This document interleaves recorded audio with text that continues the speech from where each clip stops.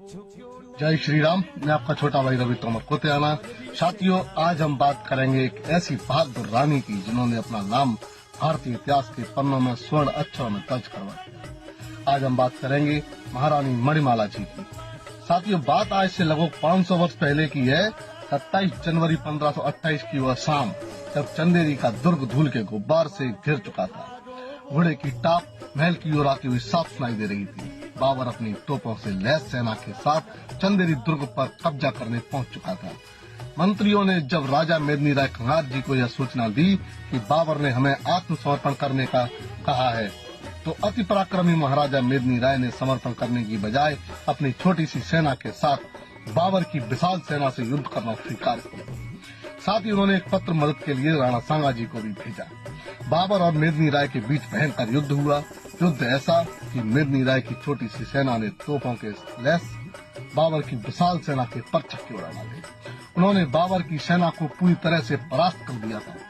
रात के समय महाराजा मेदिनी राय जी, जो कि घायल हो गए थे, महारानी मणिमाला अपने कच्छ में उनके घावों पर लेप लगा रही थी कि तभी वहां एक सैनिक आता है और महाराजा को कहता है कि महाराज, महल में किसी ने हमारे साथ गद्दारी कर दी। किसी ने रात के अंधेरे में चंदेरी का मुख्य द्वार जो है वो खोल दिया, जिससे बाबर की सेना महल में प्रवेश कर गई है।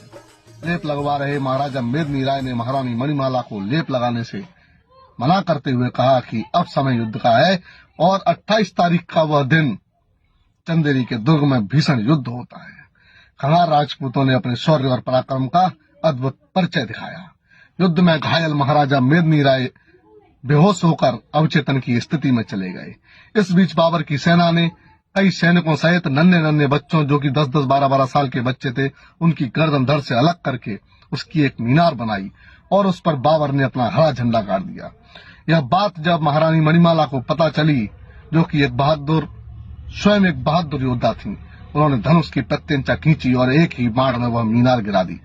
महारानी मणिमाला को जब आभास हुआ कि हमारी सेना दुश्मन सेना से लड़ते लड़ते काफी कमजोर हो चुकी है, हमारी हार अब निश्चित है, तो उन्होंने सैनिकों से राजकुमारी का जोहर करने का फैसला किया।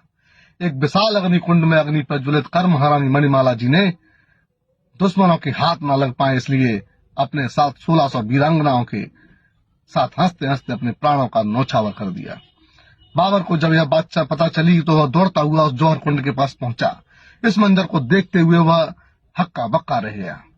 साथ ही साथ बाबर की चौथी बीवी, जो वहां उसके साथी थी, उन्होंने जब यह मंजर देखा तो वो बेहोश हो गईं।